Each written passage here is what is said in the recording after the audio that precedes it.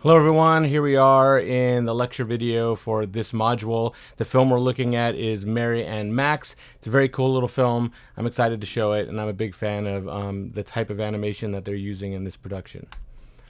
So Mary and Max, directed by a guy named Adam Elliott. He's an Australian stop motion writer, producer, and director. So he's been doing this his whole career. This is what he's into. He definitely considers himself an auteur director, which we've spoken about earlier in the semester. Everything that ends up on screen is his vision, comes from his mind. And when you're working in a format like stop motion animation, it truly is everything coming from his mind, making it to the screen, right? His films have been in over 700 film festivals, and he's won over 100 awards. You can see his list of work over there on the red column there on the slide. So he hasn't made a lot of films. So for him to be in this many film festivals and win this many awards is pretty prestigious. He's won an Academy Award for one of his short films called Harvey Crumpet, which kind of led him to the ability to make a feature film. This one is semi-autobiographical in the fact that you deal with a pen pal relationship in this film, and he kind of referenced a pen pal that he's had for over 20 years that he continues to write to. So that's kind of where his inspiration came from. Just by looking at the picture up above, you can kind of tell it's a monochromatic color palette with little pops of color, and we'll talk about that a little bit more. It's definitely a bittersweet story, but it definitely is heartwarming once you get to the end and you kind of process it. You can find the warmth in the story that we just watched. So hopefully you enjoy the film as much as I do. The film is a stop motion animated film, so we'll talk a little bit more about stop motion animation as we make our way forward. The budget for the film was $8.3 million, and it had a crew of 120 people that worked on this production. Right, it took them 57 consecutive weeks to film this. One of the things about stop motion animation is it's extremely time consuming. They would spend their 10-hour days, and at the end of the day, you come out of production with maybe 2 to 5 seconds of runtime. So it's pretty painstaking work. My first professional job as a filmmaker in the film industry was as a stop motion animator. So I kind of know the pain that goes into, and I don't mean pain in like a bad way, but just the attention to detail and the just the focus that you have to keep under just to produce this kind of work. Okay.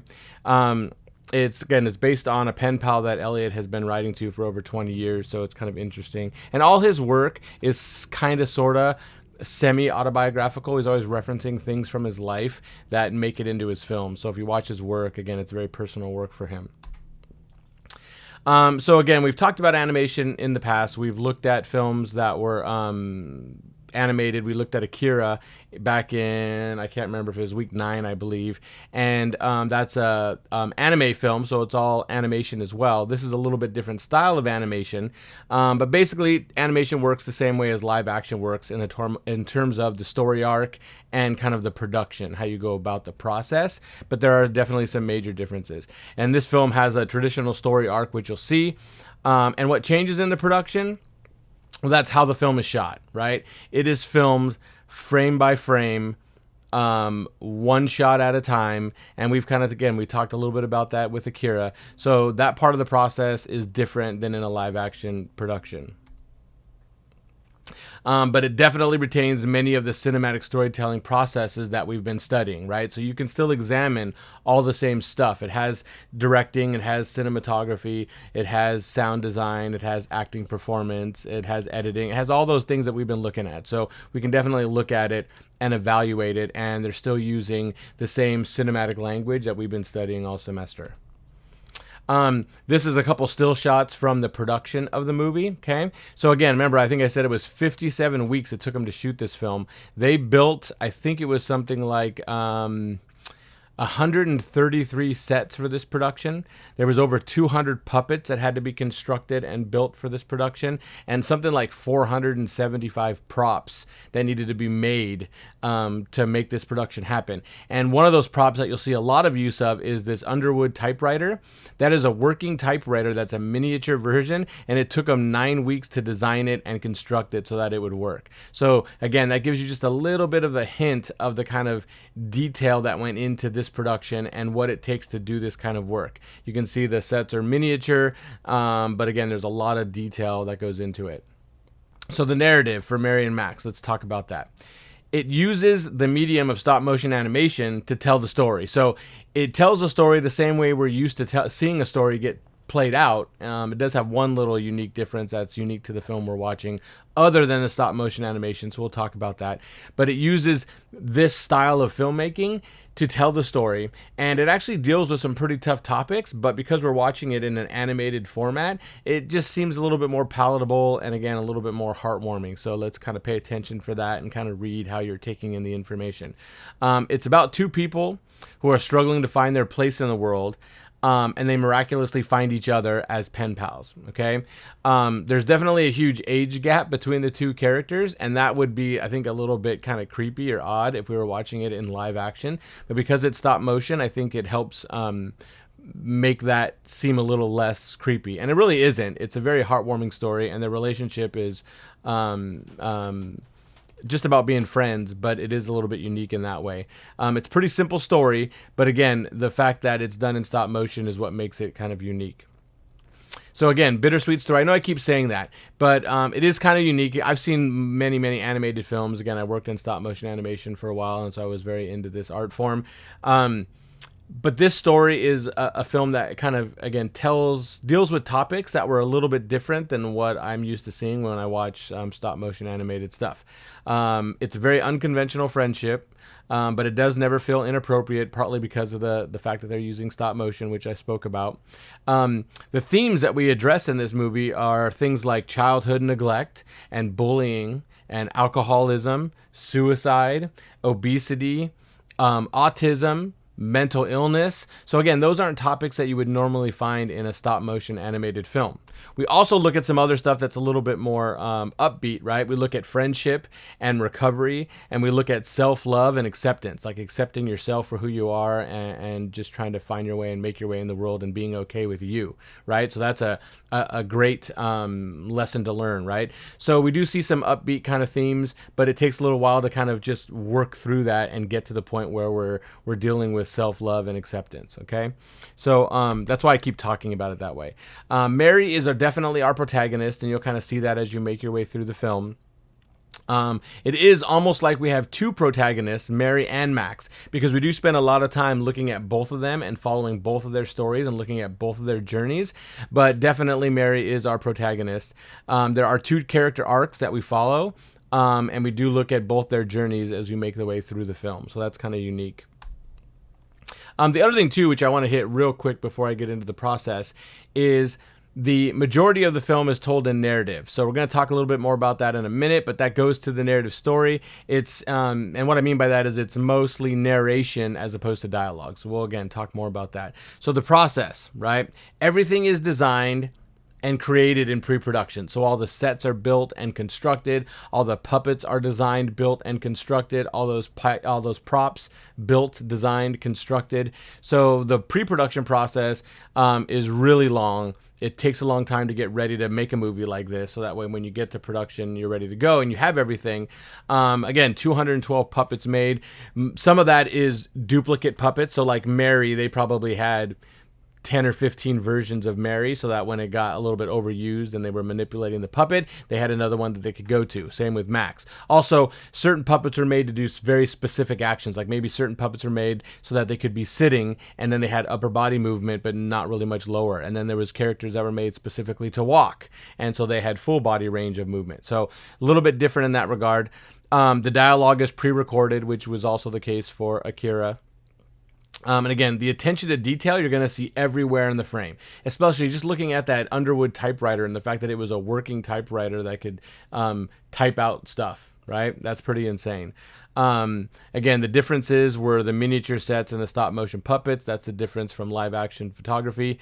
And that's kind of the difference in the whole process. You see, I have a puppet right here. I actually have an armature. This is the interior of these puppets and what it would look like. And I think we talk about that here. I'm going to get to the slide. This is just a little slide that just shows you kind of the production design and the elements that you find in the image and the attention to detail that you can see in each of these images. I mean, Mary's wearing a ring. She's got a pretty detailed cupcake. Look at that little box that's in front of her. It's got some stamps on it. It's got a letter. Look at his apartment down below. There's the typewriter right there as well. So again, a lot of detail goes into each one of these frames. It's very stylized production, and it looks fantastic. Okay, so the film is created one frame at a time, which again we talked about back in Akira. But this one is we're manipulating actual inanimate objects as opposed to drawing them out, right? We're creating it one frame at a time for the whole entire movie. And it's 24 frames in 1 second of runtime. Again, I can't remember if we addressed that in Akira, but that's how it works, right? So there are 24 individual pictures in every 1 second of runtime. So if we do the math, this is a 90-minute film. So 90-minute film times 60 seconds equals 5,400 seconds in this film. And then if we take that down a little bit more, 5,400 seconds in the film divided by, or excuse me, multiplied by the 24 frames that are in each second, that equals 129,600 frames. So 129,600 moves multiplied to however many characters are even moving within a scene in each particular shot. That's how many frames they had to create and generate, one move at a time, right? So it is literally the animators going in, making a move, stepping back, taking a picture, and then making a move, and then stepping back and taking a picture. And again, making a move, stepping back, and taking a picture. So those moves might even been those are probably too big of a move to actually make. And this one, you can see it's got a little post that comes off the back of it and goes down. There's a little stand. Most of the characters would have stands like that so that they wouldn't fall over. And then that has to be digitally removed later when they get to post-production. Now, most of this project isn't done one frame at a time. So I do have to give you a little insight into that. Usually they do what's called shooting on twos, which means every time they take one photo, they're actually taking two photos, which means the number of frames that actually has to be produced is a lot lower, right? So that's more like 70, 80,000 frames, which is still a whole bunch of work, right? Still a lot of work going into it. So real quick, before we get into cinematography, this most recent summer, I was able to teach a stop motion animated class. I've been lucky enough to be able to teach animation for several years. And I wanted to show you a little walk cycle that I did. This little puppet right here is the puppet that I used. This is kind of a mid-range armature, right? It's a few $100s for this whole armature setup. You can actually make them DIY out of just what's called armature wire and plumber's putty. And those are really inexpensive, and you can make stop motion animated movies that way. This one's a little bit mid-range. Those professional ones that you're seeing in the puppets that these people are using are actually custom made for each character. And so those will range into the thousands of dollars for each individual skeleton that goes inside each one of those puppets. And while I was doing that little camp, I was able to do a little walk cycle with this armature. So I wanted to show you that so you can kind of see what the process looks like in its raw form. This doesn't have a set or anything, but you'll actually see the stand that's holding it up, and I would have to digitally remove that if I wanted it to look like the puppet was just standing there. So let's check that out and we'll come right back.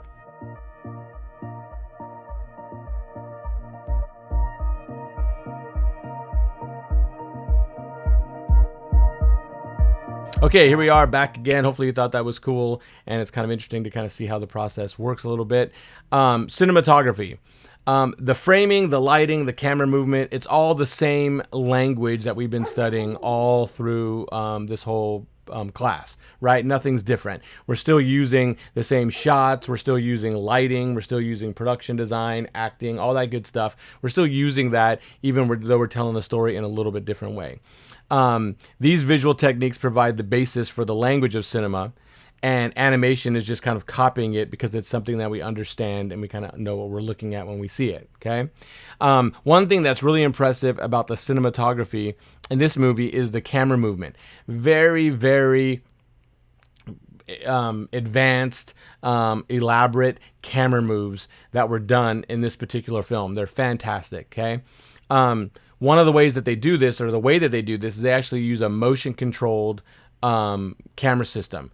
So motion control camera system is a computer controlled camera that can replicate and duplicate and measure out moves, and the computer's just executing those moves, very small movements at a time.